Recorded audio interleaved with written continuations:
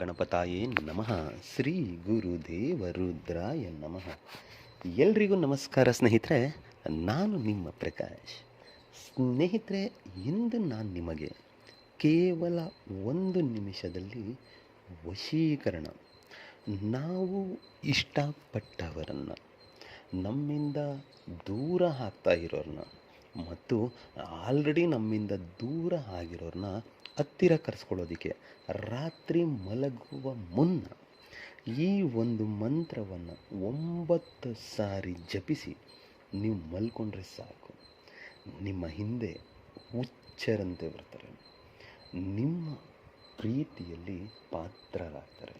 ಅದು ಹೇಗೆ, ಏನು, ಯಾವ ರೀತಿ ಮಾಡಬೇಕು ಮತ್ತು ಯಾವತ್ತಿನ ದಿನ ಮಾಡಬೇಕು ನಾನು ತಿಳಿಸ್ಕೊಡ್ತೀನಿ.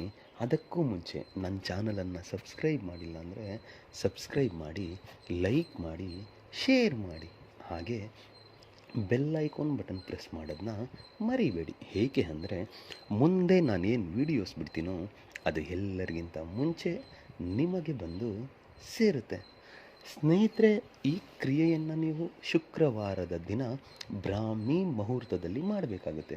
ಅದಕ್ಕೇನು ಮಾಡಬೇಕು, ನೀವು ಮೊದಲಿಗೆ ನಾಳೆಯ ದಿನ ಅಂದರೆ ಗುರುವಾರದ ದಿನ ಒಂದು ಭೋಜಪತ್ರೆ ಅಥವಾ ಭುಜಪತ್ರೆಯನ್ನು ತಂದು ಮನೆಯಲ್ಲಿ ಇಟ್ಕೊಳ್ಬೇಕು.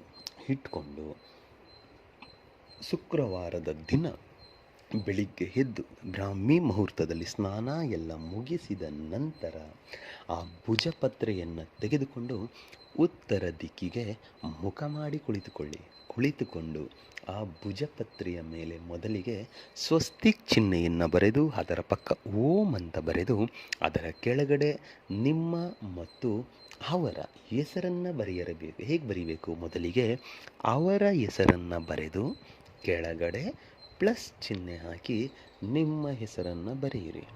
ತದನಂತರ ಅದಕ್ಕೆ ಸ್ವಲ್ಪ ಅರಿಶಿಣ, ಸ್ವಲ್ಪ ಕುಂಕುಮವನ್ನು ಹಚ್ಚಿ ಒಂದು ಯಾವುದಾದರೂ ಅದರ ಮೇಲೆ ಹೂವನ್ನು ಇಟ್ಟು ಪೂಜೆಯನ್ನು ಮಾಡಿ, ಅಂದರೆ ಗಂಧದ ಕಡ್ಡಿಯನ್ನು, ಅಗರಬತ್ತಿಯನ್ನು ಬೆಳಗಿಸಿ ಆದ ಮೇಲೆ ಆ ಭುಜಪತ್ರೆಯನ್ನು ನಿಮ್ಮ ಬಲಗೈಯಲ್ಲಿ ಹಿಡಿದುಕೊಂಡು ಮುಷ್ಟಿಯನ್ನು ಗಟ್ಟಿ ಮಾಡಿ ನಾನು ಕೊಡುವ ಮಂತ್ರವನ್ನು 108 ಸಾರಿ ಪಠನೆ ಮಾಡಿ ಮುಗಿದ ಮೇಲೆ ಆ ಮುಷ್ಟಿಯನ್ನು ತೆಗೆದು ಉಫ್ ಅಂತ 3 ಸಾರಿ ಅಭಿಮಂತ್ರಿಸಿ ಆದ ಮೇಲೆ ಅದನ್ನು ದೇವರ ಕೋಣೆಯಲ್ಲೇ ಇಟ್ಟು ನಿಮ್ಮ ಕೆಲಸ ಏನಿದೆ ಅದನ್ನು ಮಾಡಿ. ಸ್ನೇಹಿತರೆ, ಈ ಕ್ರಿಯೆಯನ್ನು ಮಾಡುವಾಗ ಉತ್ತರ ದಿಕ್ಕಿಗೆ ಮುಖ ಮಾಡೇ ಕುಳಿತಿರಬೇಕು. ತದನಂತರ 1 ಗಂಟೆ ಅಥವಾ 2 ಗಂಟೆಯ ನಂತರ ಅದನ್ನು ತೆಗೆದುಕೊಂಡು ಹೋಗಿ ಯಾವುದಾದರೂ ಉತ್ತದ ಕೋಬೆಯಲ್ಲಿ ಹಾಕಿ ಬಂದುಬಿಡಿ ಸಾಕು. ಉತ್ತದ ಕೋಬೆಯಲ್ಲಿ ಹಾಕಿ ಬಂದು ನಿಮ್ಮ ಕೆಲಸ ಕಾರ್ಯ ಏನಿದೆಯೋ ಅದನ್ನು ಮಾಡ್ಕೊಳ್ತಾ ಸರಿ ಹೋಗ್ಬಿಡಿ. ಮತ್ತು ಅವತ್ತಿನ ರಾತ್ರಿ ಅಂದರೆ ಶುಕ್ರವಾರದ ರಾತ್ರಿ ನೀವು ಮಲಗುವ ಸಮಯದಲ್ಲಿ ಅದೇ ಮಂತ್ರವನ್ನು 9 ಸಾರಿ ಪಠನೆ ಮಾಡಿ ಮಲ್ಕೊಂಡ್ಬಿಡಿ. ಈ ರೀತಿಯಾಗಿ ನೀವು ಮಾಡಿದ್ದೆ ಆದರೆ ನೀವು ಇಷ್ಟಪಟ್ಟವರು ನಿಮ್ಮ ಹಿಂದೆ ಹುಚ್ಚರಂತೆ ಬರ್ತಾರೆ. ನಿಮ್ಮ ಪ್ರೀತಿಯಲ್ಲಿ ತುಂಬ ಮಗ್ನರಾಗ್ಬಿಡ್ತಾರೆ. ನಿಮ್ಮನ್ನು ಬಿಟ್ಟರೆ ಅವರಿಗೆ ಬೇರೆ ಲೋಕ ಇಲ್ಲ ಅನ್ನೋ ರೀತಿಯಲ್ಲಿ ನಿಮ್ಮಲ್ಲಿ ಹುಚ್ಚರಾಗ್ತಾರೆ. ಅದಕ್ಕೆ ಮಂತ್ರ ಹೀಗಿದೆ: ಓಂ ನಮೋ ನಾರಾಯಣಾಯ ಸರ್ವಲೋಕನೆ ಅಮ್ಮುಖಿ ಮಂ ಸಿದ್ಧಿ ಫಟ್ ಸ್ವಾಹ. ಮಂತ್ರ ಇನ್ನೊಮ್ಮೆ ಹೇಳ್ತೀನಿ ನೋಡಿ ಸ್ನೇಹಿತರೆ.